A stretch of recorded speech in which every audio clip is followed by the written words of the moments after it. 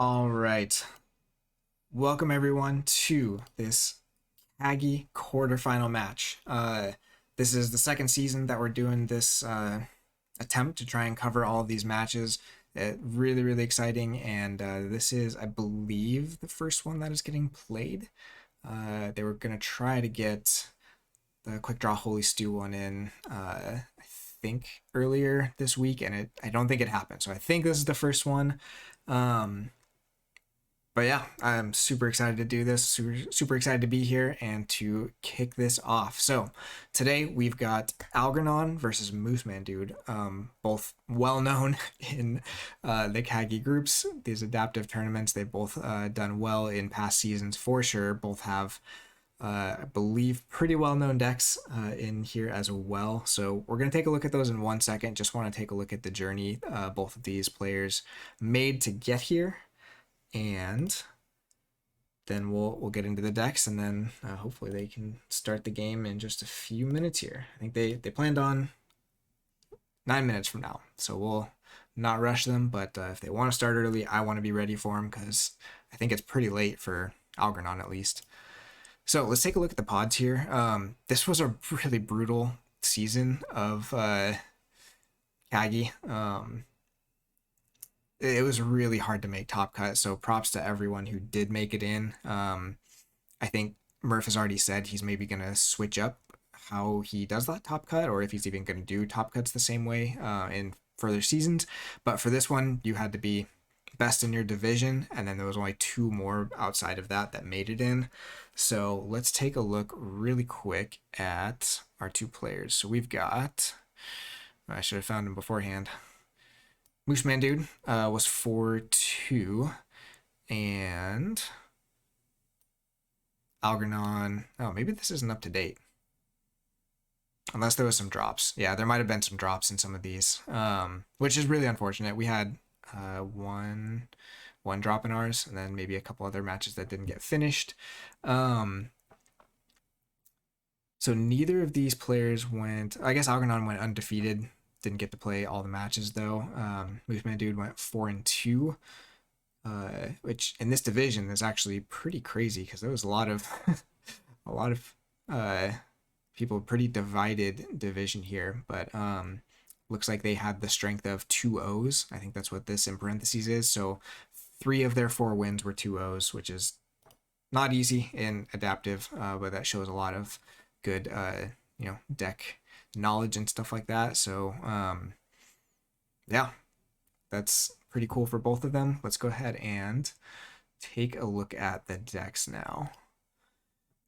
Just really quick, here's our bracket. So we've got Algernon and Moosemandue right here. Winner will face off winners here, and then Ashitaka, Murph, Zenzi, JDG, Hoist to a quick draw. I mean, most of those names, I would have to go back and look at some of the older ones. There are a few usuals that are missing from this list, but a lot of these are pretty common to see at this top cut. So it's going to be a brutal fight for sure to get to the finals, but one game at a time. So let's take a look at this. Let me pull up who's here before I get into this too much. So we've got Stefan J. Lidio the Brave. This is for Algernon. Again, I believe I'm not as familiar, but I think this is a deck that Algernon has been playing in adaptive for a very long time, playing in KAGI for a long time. It's just it probably has a lot of stuff that's similar to why I switched to a Worlds Collide deck halfway through the season. You just have to sequence things. You have to really handcraft correctly. This creature control is very tricky to deal with if you're not used to that. So you kind of have to really know how to think several turns in advance and what this deck can and can't do with that to be able to really win with this deck. So it's a really cool one. Obviously, double Kirby's is a lot of speed, double Eddie's is a lot of speed, Millie's a lot of speed, Library of the Damned. We've got 22 efficiency. It's a fast deck, which makes all these numbers, it raises all of these numbers up, right?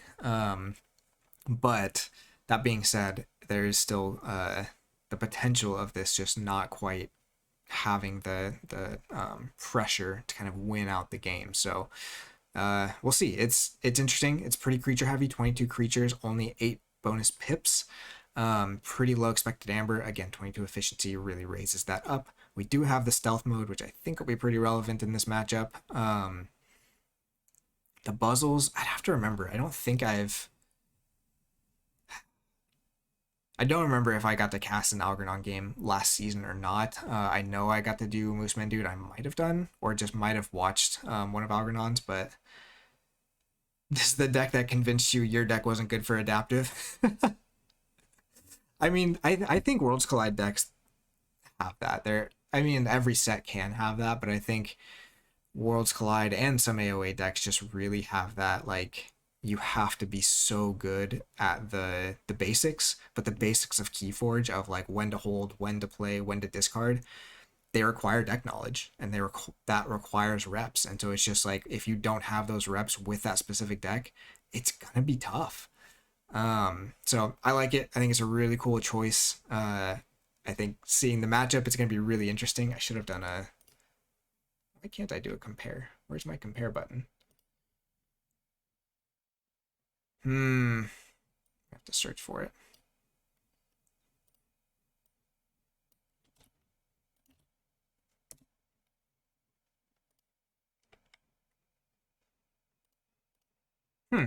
Oh, there's the compare button. Just going crazy. Okay, but the other one we've got is Blitzler, the veteran of the catacombs. This is Moosemandue special. I have seen this one a couple times now. It's also a crazy deck. Double Gambling Den can just do crazy things in a game. If this gets ahead and then plays those, it's kind of almost just like the game just is over in however many turns it takes them to get the cards. But that also means there's a lot of handcrafting for both decks of like, do they try to stop and stop cycling cards and just keep going on the Gambling Den, or do they try to answer the Gambling Dens? Like, they warp the game in a lot of different ways. We do have the Reclaim by Natures, and then over here we do have the Poltergeist. So they might not stick around. And for the reversal match, it'll be interesting to see if Algernon actually plays these or not. But it's a very interesting deck as well. I mean, everything I said about this deck as far as like the handcrafting and stuff also applies to this one. This one does have a lot more amber pips, so there is a little bit more of that feeling of just like, I'm just going to play cards to get amber. I'm going to play the Gambling Dens to get amber. But then you end up with like 2 Skixunos and like Vault's Blessing in hand or something, and you just can end up with these really awkward hands that you should have seen coming, but then you didn't. And you kind of have to know how to deal with that in this deck. But the big thing is creature control of 25 versus 22 creatures is going to be really interesting, especially with the added amber that this one is generating. But -4 efficiency compared to, let's just do the compare now that I'm here. -4 efficiency compared to 22 efficiency will also be quite the story in here. I love this, a board of 3. Like, it's just hilarious. But I mean, that takes into account the fact that your board is going to be getting removed every other turn. There is the Mark of Dis, which kind of like stealth mode can be super, super pivotal on that one turn of the game. There is 1 Infernus, so obviously something for Algernon's deck to have to watch out for, just in terms of when stuff is going in your discard and everything. Borrow, I don't think is...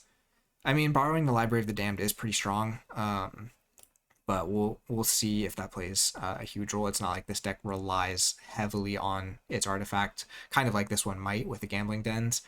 Pincerator also just kind of one of those things, like, this deck doesn't make super great use of it outside of like the Brabble, but very disruptive. Creatures aren't going to stay on the board. Kirby's aren't going to stay on the board. Eddies aren't going to stay on the board.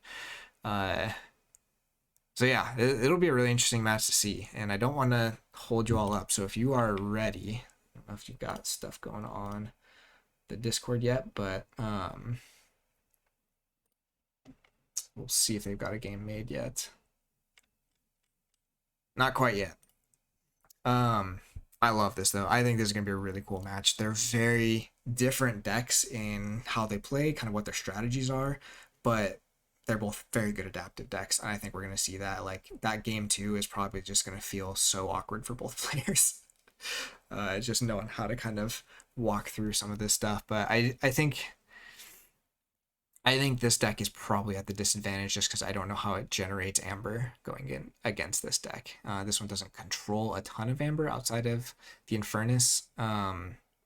The Brabble can do some stuff or whatever, but again, Insurator might just get destroyed. I just, especially this Star Alliance, like it kind of just needs to sit on the board for a turn or two. But this might also be making really big like archives and then just doing big burst turns that this deck can't really handle. I don't know. It's going to be interesting to see, and they're both very good players and both very well practiced with these decks. So, yeah, I don't know if I have too much else to say here. Let's see. Hope I wasn't off on the time. Also, welcome, Mandaril. I think we've had you in here before. I know the name, but I'm also a Lord of the Rings nerd, so it's hard not to know the name. Just take a look quick if there's any other. I do have the time right?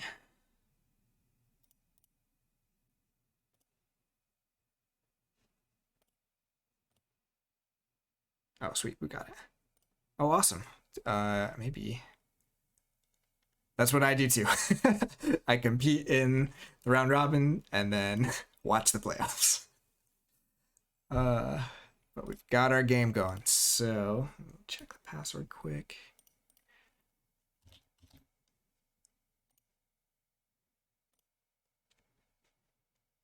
Let's see, and I don't know. I'm gonna hide my face because you don't need to see me during this part. Let's make it full screen.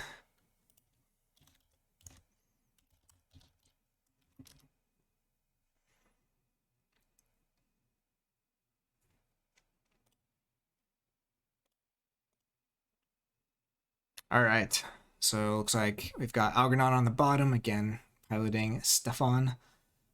I'm just going to assume that's how you say that name. And then we've got Moosemandue at the top with Blitzler. Algernon going first here. Looks like no mulligan yet for either of them. We'll see what they both decide to do. And yeah, they did not make hands visible. That's totally fine. Especially for adaptive. I think with adaptive, we want to get the excitement, not necessarily watch the strategy like you would have like two Archon decks going at it, because then it's more about the matchup. KAGI is very much about the players. So ready to see what happens. Okay, looks like they're both keeping their starting hands.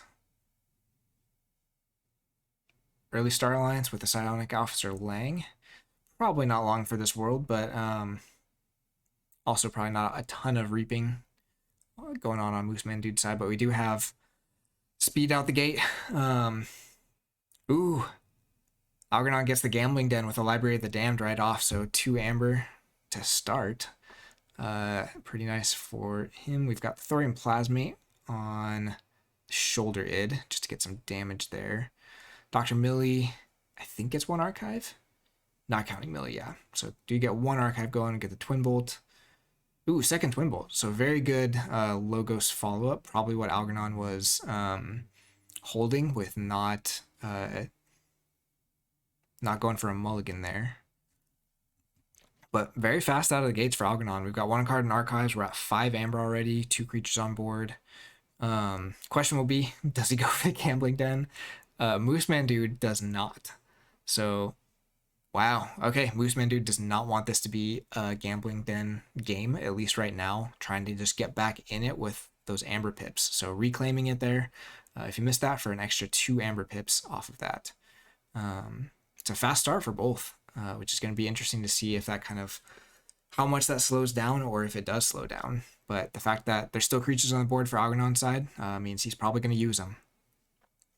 Back into Logos, though. Pretty impressive. Very good Logos start here for Algernon. Just reap into 6 there and getting that extra draw off of Daughter and 2 cards in Archive now. So already seeing that efficiency playing its part. You do get the Vandalize with a damage pip. Probably goes on the Dodger. Yeah. And then we'll see what gets discarded there. Looks like a Tau Vapors, so just trying to slow down a little bit what he can of that Logos. We do see the Pinserator gump down, so that's going to kill that Dodger that already had the damage pip on it. But probably, I don't know. I'm surprised that there's still the board here, because now this isn't even check for a key right now because of the Eddy. So giving Algernon a chance to use the board again. Oof, and the stealth mode. Stealth mode is important for keeping the board alive, except that Moosemandue has 2 Skixunos, which are just creatures that can come down and wipe off this whole board and leave a really big creature. So I do get the Poltergeist too of that Pinserator, so that means the Eddy is very much protected. Flanks are protected here. Force Field on Psionic Officer Lang is interesting.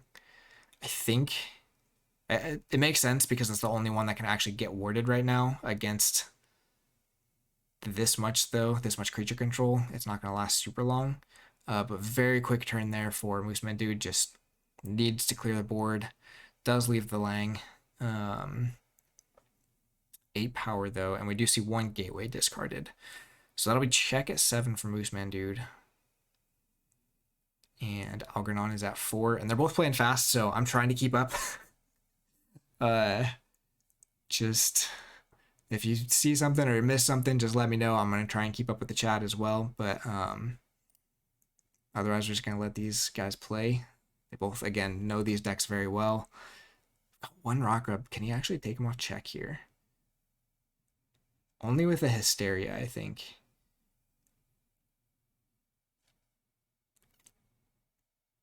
Which with the board net probably isn't coming, so do we purge? I don't know the strategy. So puzzles are always an interesting thing. It's one of the things I think I really like about Worlds Collide in Adaptive is knowing whether or not to purge your own creatures with puzzle. It's actually really tough, and it can be vital for some decks to do that or not. But we see Algernon there choosing not to kill the Rock Rub, probably expecting Moosemandue just isn't going to go back to dis and board clear, so he might just be hoping that he gets another chance to reap with this board. Seems unlikely. But we haven't seen Untamed for a little bit, so we might see an Untamed coming out here. No change yet for Moosemandue because it was the Skixuno instead of the Gateway. So none of that negative efficiency happening yet, but I can imagine this deck still gets a lot of those kind of 2/2/2 hands. Okay, so there's a second Skixuno. No Reap for Moosemandue. Just decides to fight the Psionic Officer Lang. It's an interesting choice there because the Lang was not warded, so it was gonna die anyways. I wonder if he missed that or exactly what the thought was there. Okay, we do get a Tau Vapors proccing off of the Monster Kirby, so we've got 3 in archives now. Also don't know if this deck has like a really specific archiving plan. My guess is it's this stuff, because you want to use the Logos to archive, and then obviously we're playing Logos and Starlines cards with the Starlines. But kind of just really what Algernon's deck is doing here is just spitting out just a bunch of creatures. Oh, that's true. Thanks, Quick Draw. Just reaping with the Skixuno on that turn would have given Algernon an archive off of the Lang. I guess 1 Amber maybe doesn't make too much of a difference in the current situation. As opposed to there's already an archive of 3, so don't want that to get any bigger. Okay, so we've got some reaping and some fighting going on. Algernon going back up to check here and maintaining this board. Seems like the strategy for Algernon is to just basically keep piling creatures on here until Moosemandue is forced to go into like Shadows or Untamed where they can't deal with it as fast. And the efficiency in this deck kind of allows that or enables that pretty well.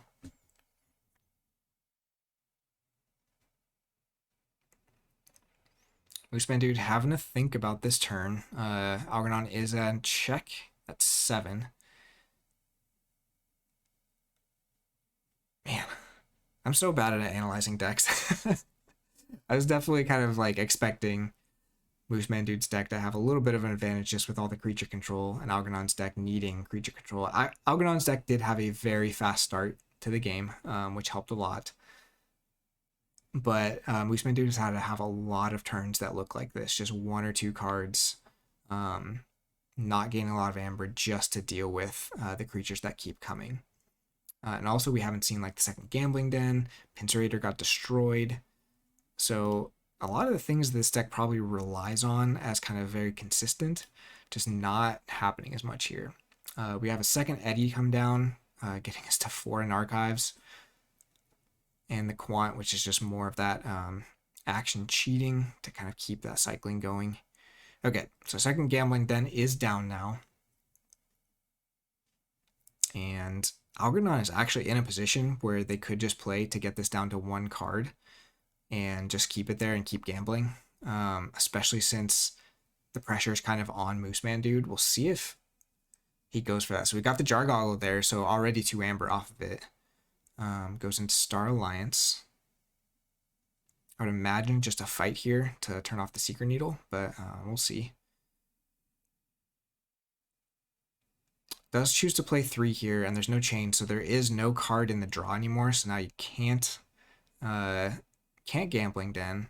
Moosemandue has ways to go before getting to that point, but that is kind of a strategy. Ooh, chooses to go for it with the Flumph and hits Dis and gets a Flumph. So loses 2 amber there, and then loses another to the steal off of Kincan. But yeah, we just get a gateway there. Actually gets to keep some creatures on the board now, though. And we did have a steal off the Techno Fiend, kind of just making things even at least for the Kincan steal. But it's a rough spot for Moosemandue for sure, especially with the Gambling Den out. But yeah, again, Algernon kind of had a chance there to at least force 1 turn where they knew what was left, but probably better to force the gateway out there. We'll see.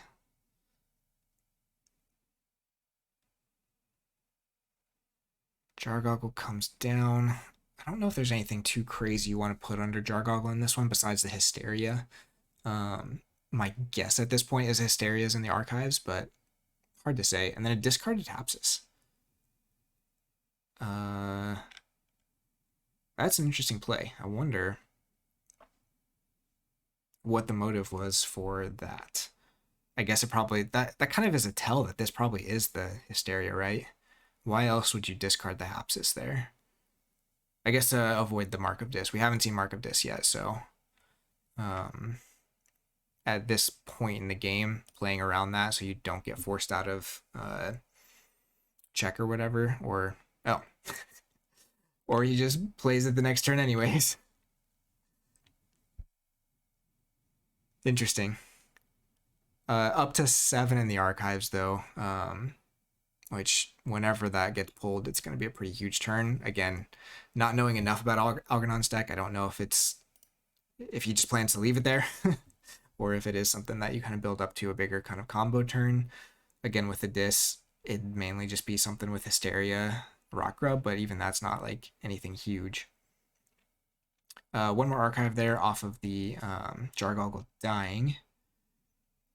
We've got Drekker and Brabble. Again, we could see that Hysteria is a pretty good answer to this. We'll see if Algernon could just win right here with the Gambling Den. Does not go for it. Plays the conservative route, which is fine. Can't fault him for that. Does play an Eddy, though, to just really keep punishing with that key cost and those archives. Still no Mark, though, so this could be a pretty rough turn if Moosemandue goes Mark, Reap, and then Skixuno, because there is still a Skixuno that got shuffled back into the deck from the Nature's Call, or the Lost in the Woods.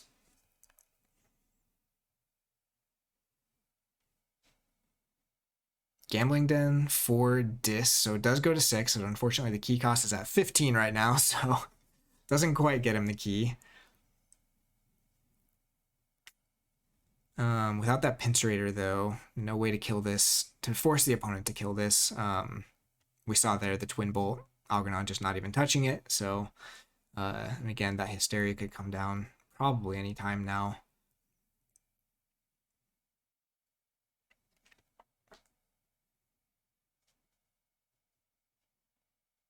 Moosemandue having to think about this turn. Again, we don't know. All the gateways are gone. We do have a Skixuno left.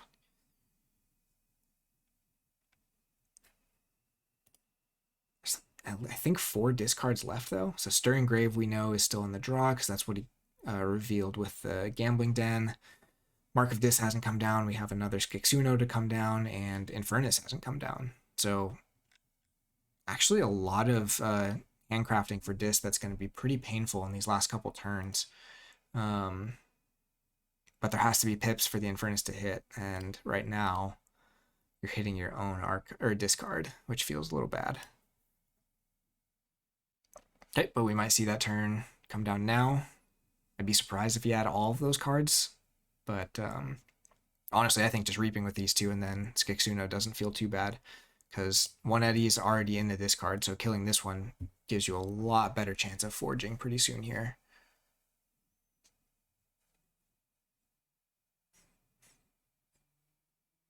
What happens after that is hard to say because we've got 9 cards in archive, but goes up to 9. Yeah. So there it is. So they didn't have anything else, but they did Drekker, Reap with both, and then Skixuno to clear the board.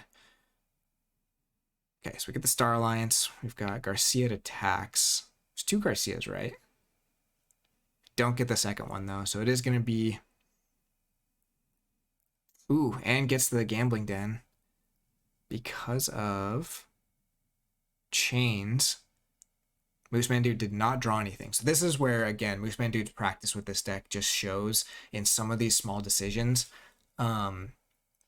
that with the chains he was on and where kind of things were at in the game, this turn meant that he didn't draw any, so he kept that Stirring Grave on top of the deck. Normally, you kind of plan to do that when you get down to the last card, and it's like easier. But yeah, very skillful stuff. Oh, I might have missed that. Good call. So I picked up the Relentless Creeper on that turn by calling Dis, but didn't play it. Good catch, quick draw.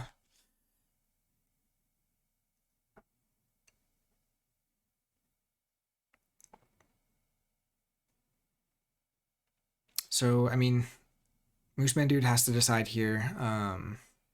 There's got to be a lot of Untamed left in hand at this point. We've seen a lot of Shadows and a lot of Dis.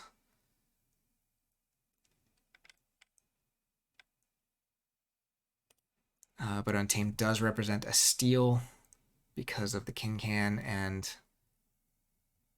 I could go to check, though, but I don't think it'd be dealing with, because the Lost in the Woods is gone, so we don't have any creature control outside of the Fangtooth, and that would be hitting the Kin Can. So that does not deal with the Censor Chief. Could Reap here, but again, like we saw before, the Psionic Officer kind of slows down your wanting to Reap with this, because it gives more archives to Algernon. That does keep the King Can from stealing, though. But then do you hold the Relentless Creeper for another turn? Okay, goes Untamed. Plays the Fangtooth. Does get the steal from the Kin Can. Ooh, plays the Attendant.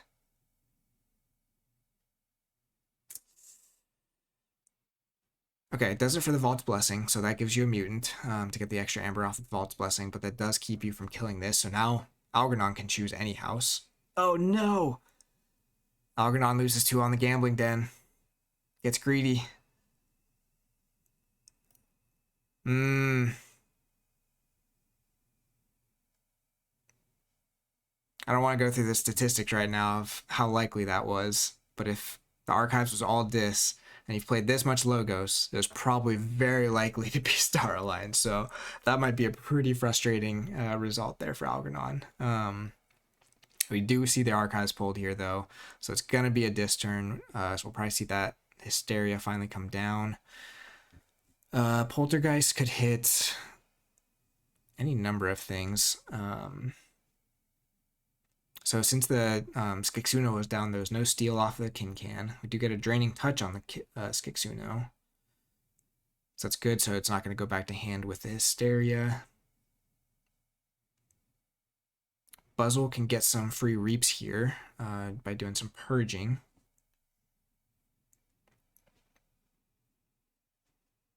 I don't know if he gets the check, though. It's going to be tight. So another Buzzle, or Rock Grub. Got the Bornit, got the Malison.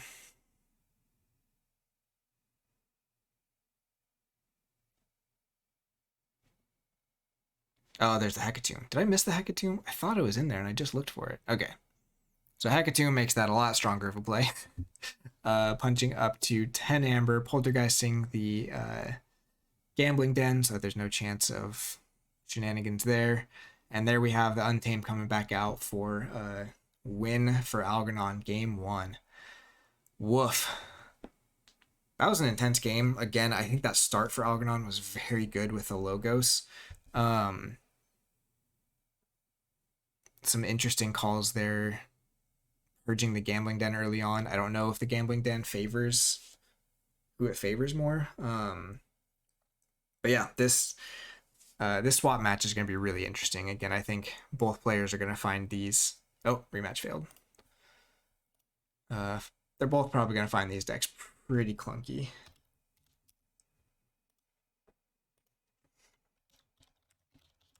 Okay.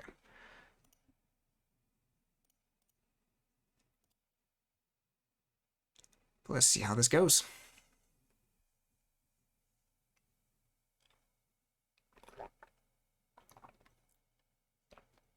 I thought they were. I couldn't remember. I know I casted Moosemandue's last year. Last time. I don't remember if I actually casted the one for Algernon or not.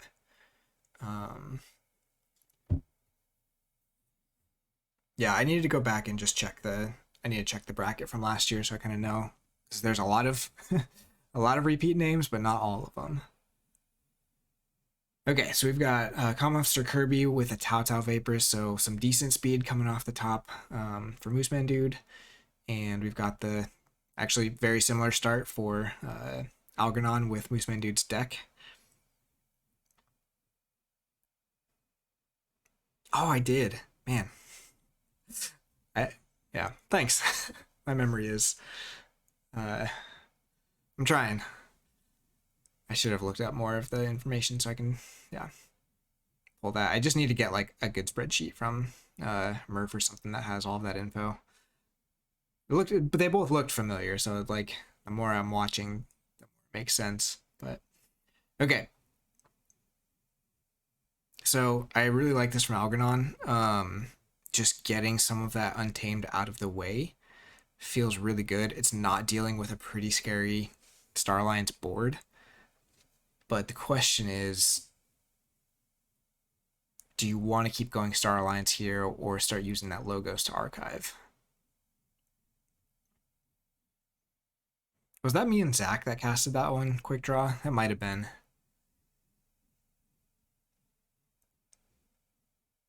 With the Evil Twin, what's his name? Chapman, Evil Twin Chapman. Okay, so we see a early Hysteria here off of the Kirby. So we're going to get a second proc off the Kirby. And that Kincan, which at this stage in the game is really brutal because we only have one artifact down and there's only one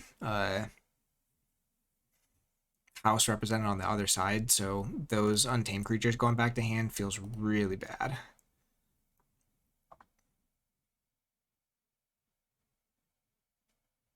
But we'll see what Algernon does to respond. This makes sense. It is going to give them a key here, but that should mean a board clear of some kind just to start dealing with this. Unless he's got the Techno Fiend. There you go. So that deals with the key, deals with the board, does put you on 3 chains though. And then a Stirring Grave to archive the Techno Fiend. Oh, archive the Pismire. I really like that call. The Untamed in this deck is very much a trap because it doesn't have many answers to anything. So having that Pismire just ready to go, really lets you take less scary untamed turns where it feels like you're doing nothing. Okay, so we do see a poltergeist on the gambling den. I don't know. Okay, people have been using it. So Moosemandue used it there to lose 2. I think that's the first time anyone's tried to use it, though. Oh no, he did use it up here too and lost another 2. So Moosemandue has actually lost 4 amber to his own gambling den so far. But there you go. There's a big response turn with the Untamed. And this deck does not have a ton of creature control itself. It's mainly the Twin Bolt emissions, and the Hysteria we know is already gone. So this is actually pretty scary for Moosemandue here, because you kind of have to deal with this line really quick. Which the Buzzle can do a little bit if you can get a couple more disc creatures down, and you just start fighting and purging. Yeah, that's what you're going to have to do, but it's not much of a turn. Oof, and the Bumblebird. Wow, yeah, this is totally different than game 1. Seeing just this big board come out early for Algernon. Goes to check at 7. We do see the Garcia, so not going to be a key yet. And we'll see what comes off of the Kirby. Force field on the Kirby. Stealth mode, so no actions, but I'm guessing Algernon just goes back into Untamed anyways and starts fighting this stuff off the board. Discarding a Reclaimed.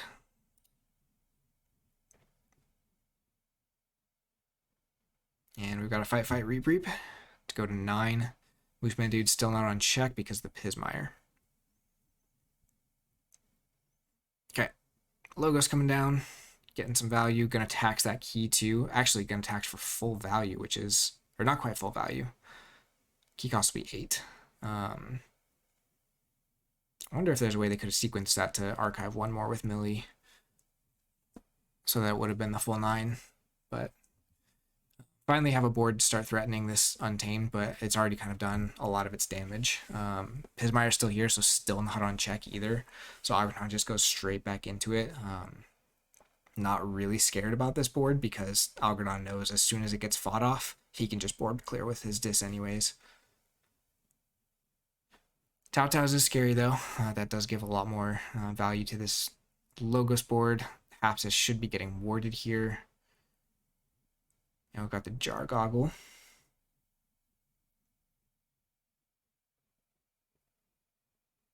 Playing the second Eddie here is pretty interesting. It does just give you a lot of speed, but you have to be expecting a board clear coming next turn. So that gets rid of a lot of your amber control because we already lost both Garcias, right? Both Garcias are gone, and now that's both Eddie's gone. So you're basically relying on your Rock Grub, but this deck isn't going to be making a ton of amber from hand if it's doing the board clears. Opts not to kill the Pismire. I guess it would have taken sacrificing either the Eddie or the Hapsis to kill it, but okay, there's the gateway, and that's it.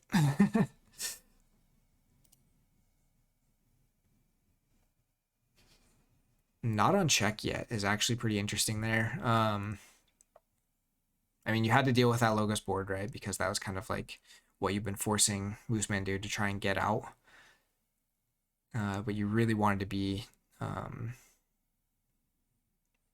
in check there because, like I said, pretty much all of that amber control is gone now.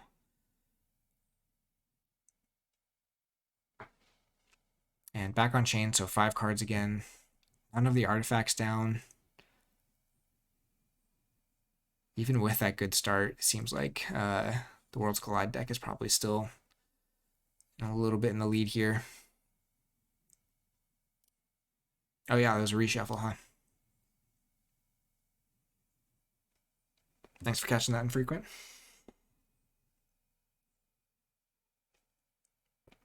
Wow, all right, so just goes the Amber Pip route, goes to 6 there, killing off the Hapsis with some of your creature control. And we've just got Amber Pips from Shadows here, and a steal with the Bone Eye thing, taking Moosemandue down to 5. Um, that's pretty big. Does get the Garcia off the gambling den, so does get the Forge anyways. And then we see the disc call here. Misery exploit for 2, so turning that Pincerator against Algernon.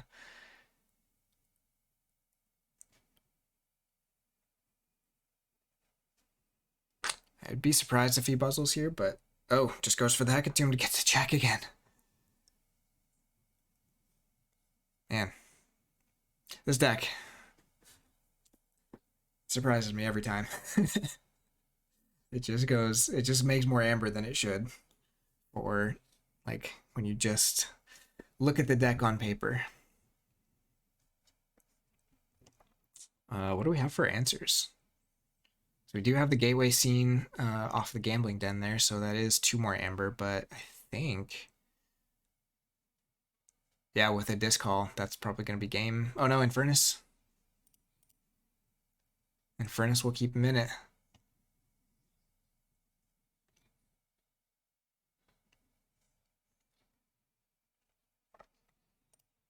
Opts to hit his own discard here. For the Gambling Den and Bumblebird. So that gets rid of 3 amber instead of the 2. Because of that extra pip on the Gambling Den. Doesn't get to check, but does draw 1, so not a guaranteed Gambling Den anymore. Oh, and Moosemandue gets... Wow. That's pretty lucky, but, you know, that's what happens with Gambling Den. That's great. That's what we like to see. So, Star Alliance call with the Kirby on top to sneak in that last check. So that does mean we're going to game 3, which is great. I think last quarterfinals or just last top 8 in general, we had so few games go to game 3. Let's see. I guess they're gonna have to make a separate game, right? Okay, so I got the matches here. Okay, they're just gonna start a new lobby. So it's gonna be very interesting chain bidding because that second game always just kind of, oops, it makes you double think, or it makes you think twice about whether or not that deck is actually that much better. But I think it is. We saw a fast start game 1 from the Worlds Collide deck, but then a fast start game 2 without Untamed board from the Mass Mutation deck. I think the Worlds Collide deck still being able to win past that, it's going to take a few chains for sure, but we'll see. We'll see what the players think. This is a tough one. I don't know what I would do here. But I'm not great at chain bidding. I usually end up going too low when we're bidding on my own deck. Or no. I usually just want to keep my deck. And that makes me bid too low most of the time. Algernon jumps straight to 4 chains.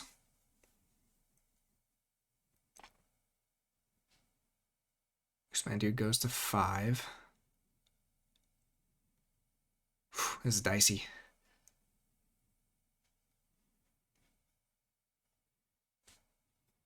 I'm interested. Once they finish, I want to know what you all would do. I think. Oh, that's tough.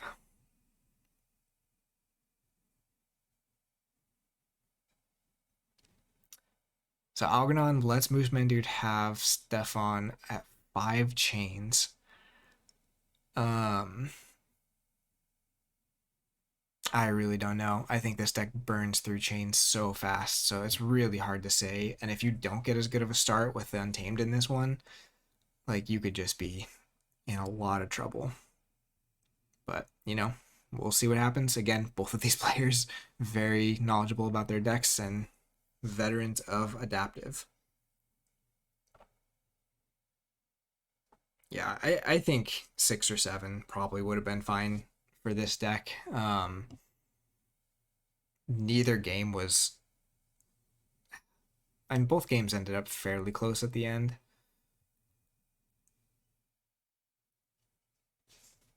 Okay, we Algernon going with the Untamed start again, try and just get that early board. But we already see Tao Vapors getting some archives going. Twin Bolt and Chargoggle getting more cards out of hand, so early Logos gonna really help with those chains.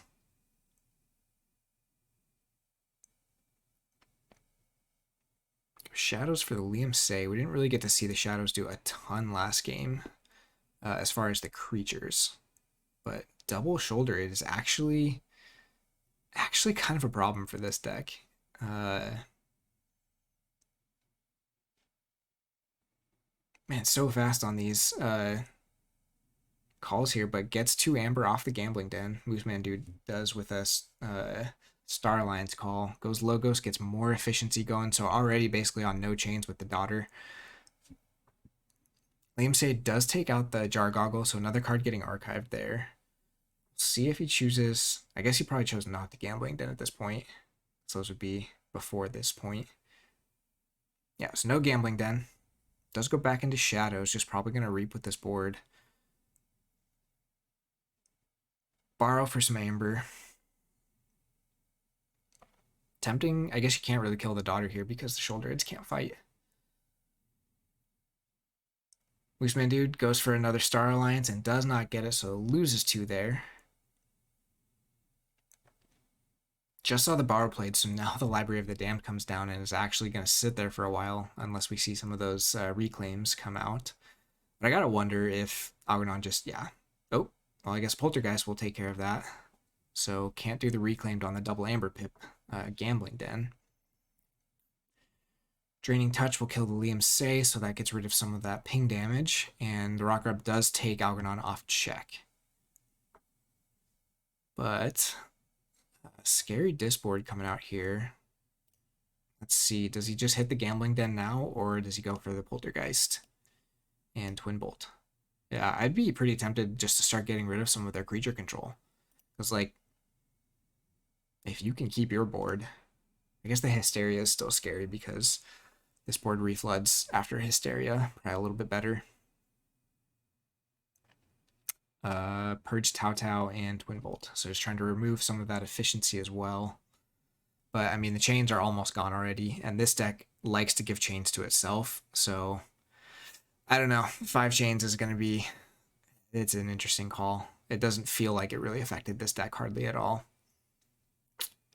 Ooh. Double Kirby into Hysteria into Kincan.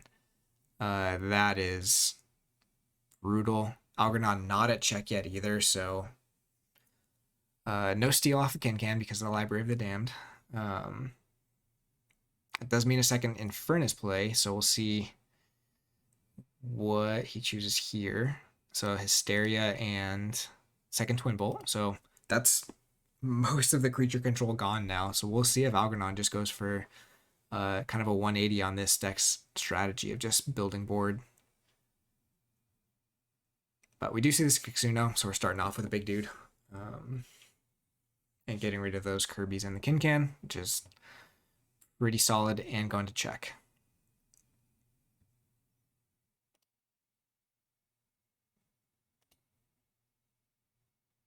Moosemandue does have some Logos back in hand, but chooses to go into Dis instead. Just kind of start on that archiving train, start building a board here.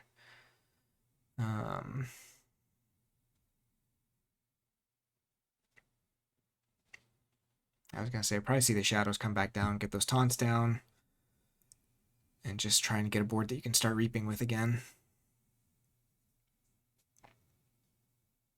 Okay, gonna Vandalize. Discards a Kirker. Interesting. So just, again, doesn't want any of that big creature and creature protection going on Moosemandue's side. And 2 Shoulder-Ids. So Shoulder-Ids kind of make a wash with the Malison, with Malison Steal effect. Or Capture effect, I guess. We do have another Kirkar anyways. with a force field and universal translator. I don't think we've seen the universal translator do anything so far in these games. But if that's not taken care of soon, it does make for some interesting stuff here, especially with the Malice on. Going back into shadows for Algernon, just reaping and putting down the Secret Needle.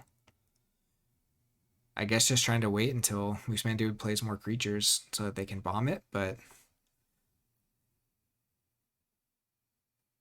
seems a little bit risky when you're going to be getting a lot of value here and you're going to be getting that force field. I guess this guy can always fight to remove that ward.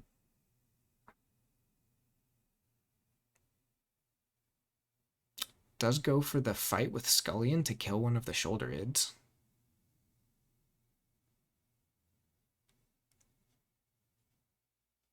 And we've got the Gateway and the Mark of Dis back into Star Alliance and pass turn. Yikes. So Algernon having a very good turnaround there, and then 4 creature follow-up from Untamed with Pismire.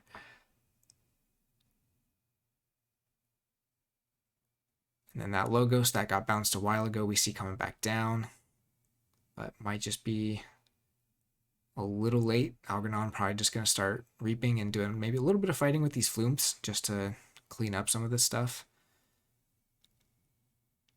But again, you kind of just don't have to because you know next turn you can almost always just do a or you just have Fangtooth and Lost in the Woods to do all of the creature control you need. So it hits the Daughter and Quant, and then what was that? The other Flumph and Cephaloist? And goes to check here. Wow. I guess 5 chains was too much. But very, very smart play, I feel like, too, going on. Lots of pointing out the deck's weakness, I think, in some of what Algernon's been doing here.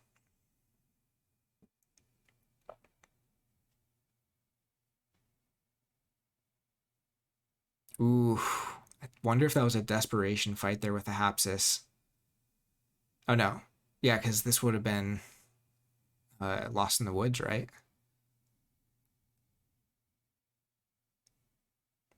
Brabble Skixuno takes care of the last Eddie there. Has been a reshuffle, so you could see Garcia or some other things come back down, or even just another Eddie now. But it's a tough situation for Moosemandue. There's almost no, like, you have to gain Amber and stop him off of 6 for however many turns. Okay, there's the Garcia. Stealth mode will help. Poltergeist should also help here. Gets rid of the Fangtooth. But still not a check.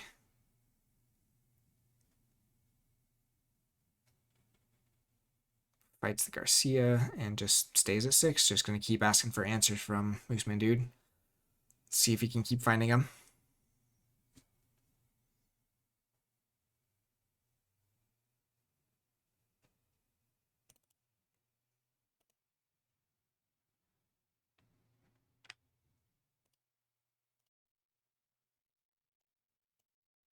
We do still have the 5 cards in archive, so I don't know what all could be in there. I mean, we could just have a lot of that Dis stuff in there again, trying to build up to that big burst turn. Or we just have a Hail Mary Tao Tao with nothing.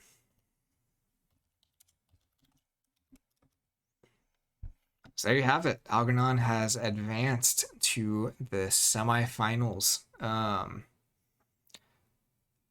That was a really cool game. I think that's one to go back and watch. Like, it just, some of the decisions made there just based on the deck knowledge for both of these players were really, really cool. I was trying to keep up with it, but there's a lot going on. But just kind of the psychology of like what these decks need to do short and long term. Which are really cool stuff. Let's see. Looks like Moosemandue is gonna go in here. So let's do a quick interview. I wasn't sure if we are gonna do this or not, but can catch these guys.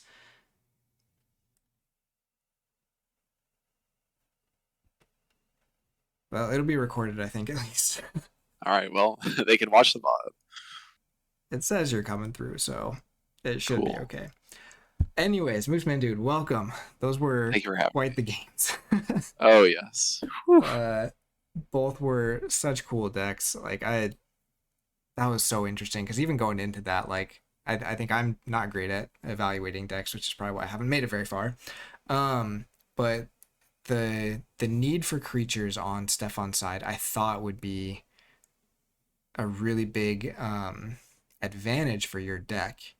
Yeah. But the speed of just throwing out cards and throwing out creatures every turn was just a lot. How did those games kind of feel for you?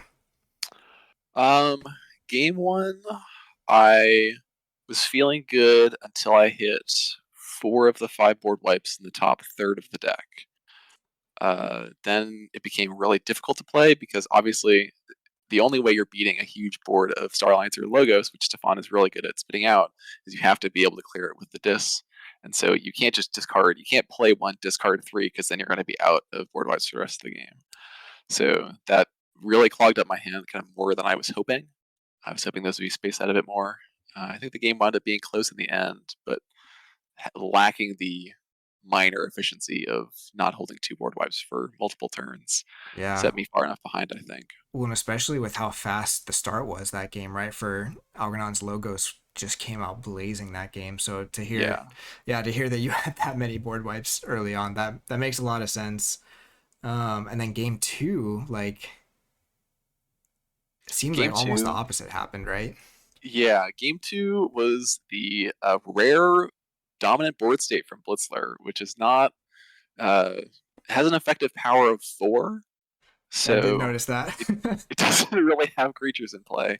But if you get to land all of the logos or all of the untamed board, like Algernon got to, it can definitely be threatening. I was really glad that I took the dis turn to fight off both floofs because I think if I don't, I had like four cards.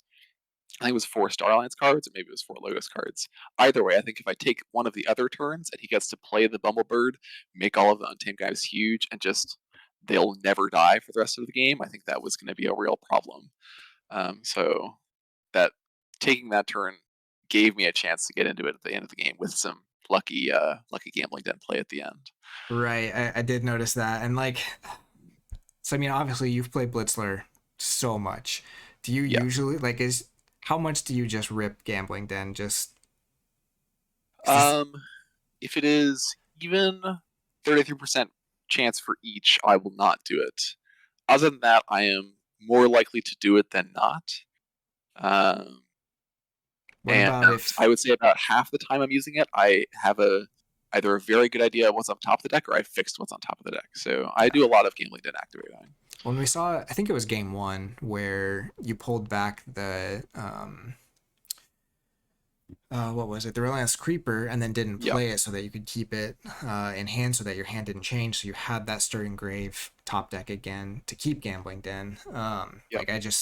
I love that. I think we talked about that last season Yes, too. that's It's a just very common play. That plus the stir engrave itself. Those are your two ways of keeping your hand the same while still playing cards, um, which which can help. That end of the first game was a really interesting scenario. I had four untamed cards in hand, which the problem with the Untamed House is that it doesn't control Amber outside of the right. Pismire, and he was always threatening. So I had to take multiple turns of not playing them to kind of clear out my hand and keep going through the deck. And it was especially rough because one of the bottom cards of the deck was the Infernus, which would have been great to Yeah, find and I help did. keep him off check. I did notice the Infernus came pretty late that game. And Mhm. what's your? Because I think both games, Infernus kind of hit a lot of different stuff. In that last game, we saw it hitting all the creature control, which was just brutal. Right. But what's kind of your main thought with the Infernus in this matchup?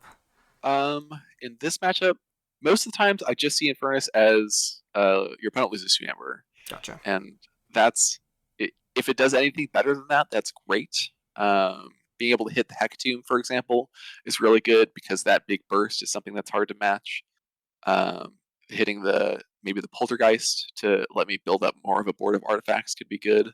But you're only getting one activation off of it, Yeah. basically all the time. So it's you just kind of pick two pips, and if you get something that's marginally better, that's great. If you can hit, like we saw Algernon do in game two, you can hit your own double pipped gambling den to make them to take it down 3. That's also good. But it's mostly just your opponent loses too. Yeah. And then in that game one, you had actually reclaimed your own gambling den, right? So that wasn't Yep. even an option even when you had Yep. found it. The burst Um, was pretty good though. So I am often inclined to purge that one to gain 3 off the reclaim by nature. It's pretty good. yeah. What was your thought going into game three as far as like chain bidding and stuff? I wanted AlgernonR to take his own deck. That was and when he bid to 4, if he had gone 2 or 3, I'm probably still building. I'm definitely still bidding. Um, Going Hello. to 4, hello. Hey. It was tough. I was really hoping that he would want to play his own deck for 6 because I think even in an even matchup, these decks are probably 50-50. So any change I could get would be an advantage. I got a little greedy. Yeah, I mean, like, I don't know, Algernon. Now that you're here, you can tell us your side of that story. I feel like I would have maybe gone another one or two, but obviously I don't know either of these decks as well as you two do. But just like because game one seemed like it had the really fast start, and then it kind of got close at the end, and then game two, Blitzler seemed like it really had a chance of winning because of that board, but then Stefan came back. Like that comeback in game two really scared me and would have made me a lot more greedy to put chains on it. Um, but I would honestly, have been playing my deck at no chains against the other deck. I think that is actually probably a pretty balanced matchup. it's interesting. Yeah, I think like my feeling was that his deck was probably like a little bit favored versus mine. But I felt like in game one I drew extremely well at the start, and also I think like the board clears didn't come at the right time. It felt like it has the tools to deal with my deck for sure because it has so much C. But going this is usually like it feels like it slows you down a bit. Mm, So like if you don't have Ember advantage, or if it's just you go in this to close down my board and I can pop another like 3 or 4 creatures out, that's not very good. right. But I felt like after game two, I felt like his deck was favored, so I figured, yeah, I have to bid something uh, to try to like hope he would at least do one more, and then I can play his deck, Yep. and then have a bit of an advantage with Lightio at some chains. But yeah, close matchup for sure. I'm very like draw dependent for when the C comes. Yeah. Yeah, and I That don't know first if game, the yeah, CL came early. I like a couple of turns into the game, I had all four of the 5 board wipes in hand, so it came early. It was not Yeah, nice. no. yeah, Yeah, board and wipe. also in game three, like the hysteria is so vital to my deck. Mm, So that came early, and then I got like the Infernus, also being able to play it twice, and got to get rid of hysteria. Um, at that point, I felt very good, confident about where I was at in the game. Um, because like losing hysteria is so much like late game potential that you lose. right. Mm-hmm. Especially with the archiving. Is that kind of it seemed like that's what was happening, but like archiving the dis is usually kind of the main strategy with all of that, like Yeah, especially the that's Hecatomb play.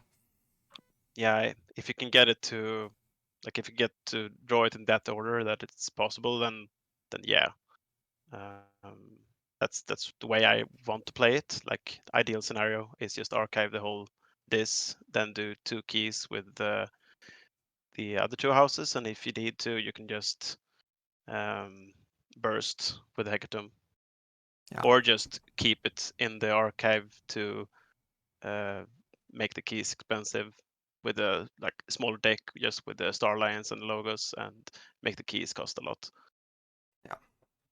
But yeah, it doesn't usually work out versus like semi-fast decks, I guess. But it has worked in the past, at least once or twice. Yeah. Well, cool. So, just a little bit more here. This is again start of the top cut, so I'd love to just hear kind of some general thoughts on how the season went.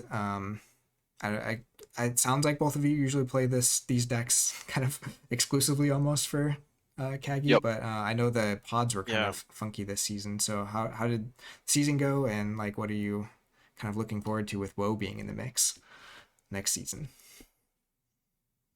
Well, I can start, I guess. My pod was a bit. It was a bit unfortunate because I'm not sure if we were 7 or 6 in the pod, but we had 3 drops. So we had, yeah, I came in late as well. I missed the first announcement that the pod stage just started, so I joined late. But I only got to play 3 games. So yeah, a bit lackluster the Yeah, pod stage this time around, I guess. I think just like unfortunate personal reasons people had to drop out. So yeah. yeah. But you did win all of those games, and I know Yeah. Murph had on there the stats of like going 2-0, 2-1. Most of your games have been going to 3. Is that like pretty normal for this deck? Going to the third game? In the past, actually, I have been winning most games to 0 with the deck.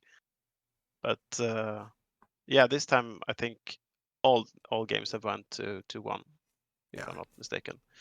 Um, yeah, but I think it's I guess I guess not out of the ordinary. Like the sample size isn't huge, Yeah. but in the past I was surprised to have so many 2-0 games.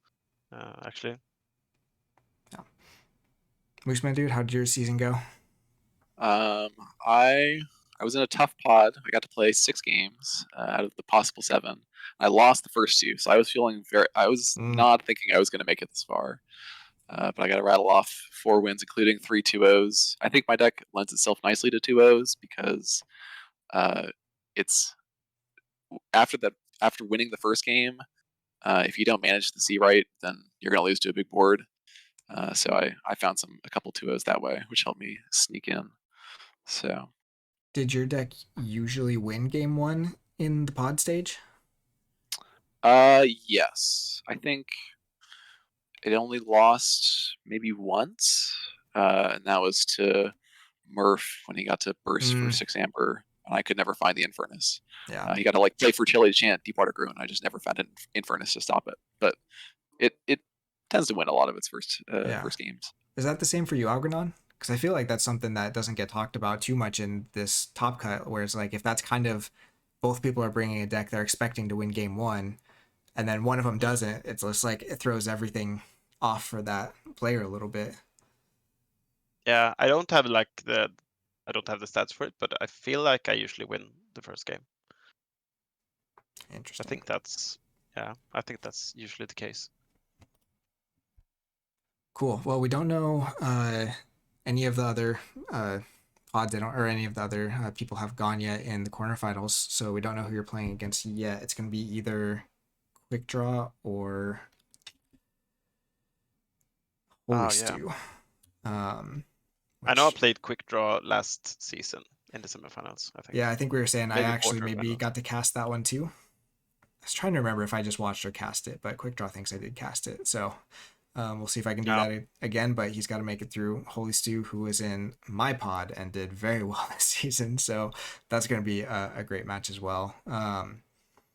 Yeah, are you Interesting. either of you thinking you'll switch to Winds of Exchange decks when that comes out, or going to stick by your old standbys? I know Murph is planning on changing the format a little bit so that the like stuff like what happened with all the drops and everything, and then the top cut might change a little bit. But Mm. yeah, what are your thoughts on that? Yeah, like I've yet to play much of WoW. Very much looking forward to it, but yeah, when I feel like I need to find another deck for adaptive. I've been playing this for 3 or 4 seasons now, and I guess my opponents are starting to know it as well as me. It's probably soon. So yeah, I should probably find a new one. I was thinking I should find a DT deck for this Mm, season, but I haven't really had the time to get the reps in. Yeah. or find a deck that is consistent enough. But yeah, maybe like I feel maybe consistency could be an issue with WoW potentially, but like given the tokenization and stuff. Yeah. But yeah, we'll see. Yeah, I think my deck probably has a good bow matchup with its 25 creature control, but I'm also thinking heavily considering switching. I was watching the stats rundown from Murph and Bottom of Oh the yeah. Beaker, and there seems to be a real lack of people trying the reversal strategy of adaptive. So I think I might give that a shot next season. I love it. That'd be really interesting to see if that can go well, because I think it is really interesting. You probably still have to have like a tricky deck. It can't just be a bad deck, but Right.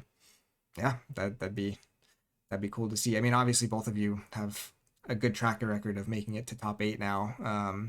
So whatever you choose, I'm sure we'll expect some cool stuff. But again, congrats to both of you for making it here. And those were some awesome games. Like especially that third game. I actually even want to go back and watch that because I think there was just so much. There was so much deck knowledge in that game specifically that I think both of you were kind of like. Unfortunately, there was a lot of advantage that kind of the earlier draws and stuff went to Blitzler, but like there was so many little decisions in there that I think were easy to miss that were made specifically because you knew the deck you were playing against. And I love that. That's like the best part of adaptive. So Yeah, I agree as well. Like the thing with this deck is I love to play against it. Like the deck I'm always bringing. Yep, Playing I love to against it watch people is play my deck. like more fun than like playing it. Exactly. just watching people struggle with it. Like he made it look so fast. Why can't I do it now?